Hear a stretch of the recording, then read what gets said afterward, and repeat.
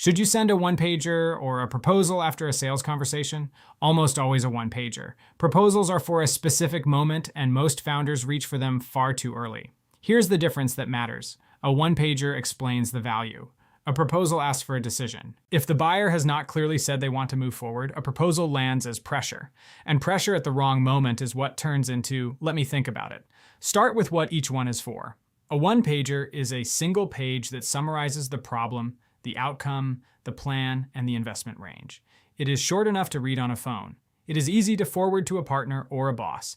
Its job is to keep the conversation moving and to sell for you when you are not in the room. A proposal is longer and more formal. Scope, deliverables, timeline, terms, price, signature. Its job is to close something that has already been agreed to in principle. So the test is simple. Did they say yes to the direction and just need the details? Send the proposal.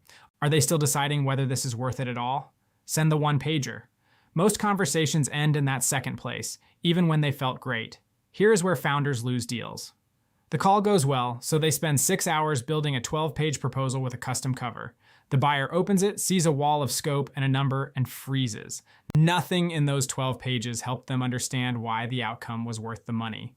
It just asked them to commit. The one-pager does the opposite. It gives them something to think with, not something to sign. There is also a practical reason to prefer it. Buyers rarely decide alone. Someone else usually has to sign off, and that person was not on your call. They will not read 12 pages from a stranger. They will read one page. A one-pager survives being forwarded. A proposal usually does not. A few rules that make this work. Send the one-pager fast, within a day, while the conversation is fresh. Keep the investment as a range unless you have scoped the work precisely. A range keeps the conversation open.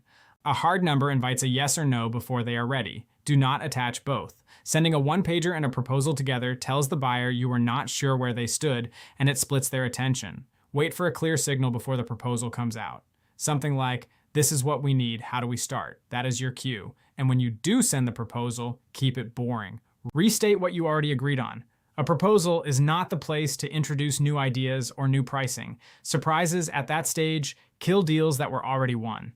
Now the part underneath all of this. If you cannot fit your offer on one page, the offer is not clear yet. Founders write long proposals because a long document feels safer than a short one that exposes vague thinking. A one-pager forces you to name the buyer, the problem, and the outcome in plain words.